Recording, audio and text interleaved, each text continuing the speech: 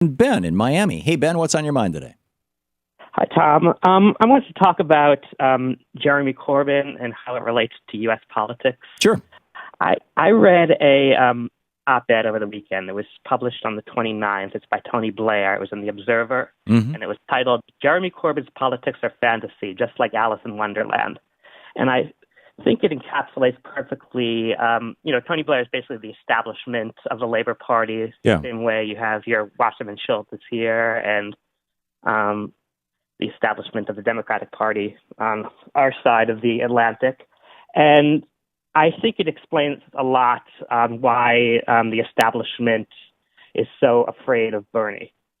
Basically, they see it as a repeat of, on labor, in Britain, they see it as a repeat of the policies they tried in the early 80s and lost tremendously on to Margaret Thatcher. Thatcherism, yeah. They're afraid to go ahead and do it again.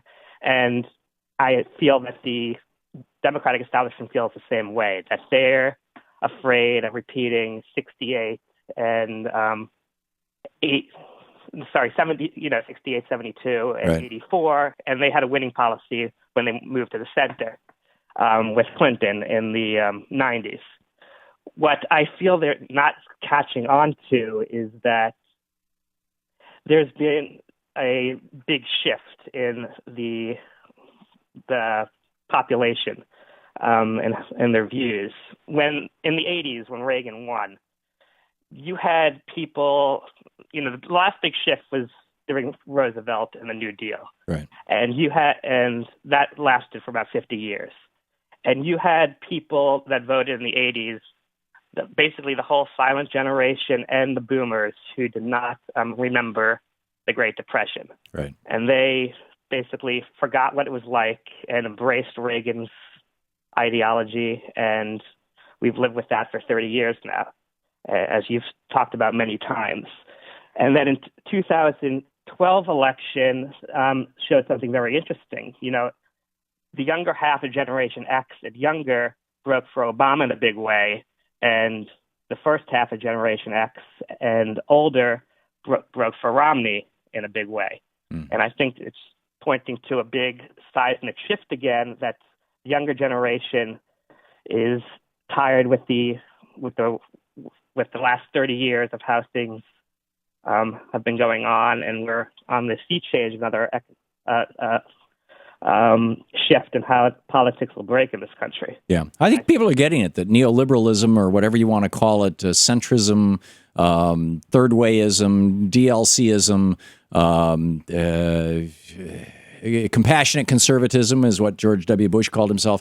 All of these, quote, middle positions are simply fig leaves to cover up a corporation, a corporatist agenda. If you peel away the fig leaf from any of these, the Tony Blair type politicians, the Debbie Wasserman Schultz type politicians, any Republican in the United States, peel away the fig leaf, and behind it, what do you find?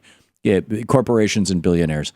And it used to be, during Clinton's time, as the unions were being destroyed by Reaganism, Bill Clinton and his friends found themselves in this horrible position of, how do we fund a political campaign without the unions? Because the unions had historically been the Democratic Party's base, and the unions had been cut in half by 92 or nearly. And so it was like, well, we'll find the least toxic corporations, the ones that are doing the least amount of damage. We'll leave the really destructive corporations like the oil industry. We'll leave them with the Republicans. But, banks do a useful thing. They lend money out. They help companies. They help people buy houses. So we'll toss in with the banks, for example, And I think that what we're seeing now is that, 35 years of this just hasn't worked in the United States or in the UK.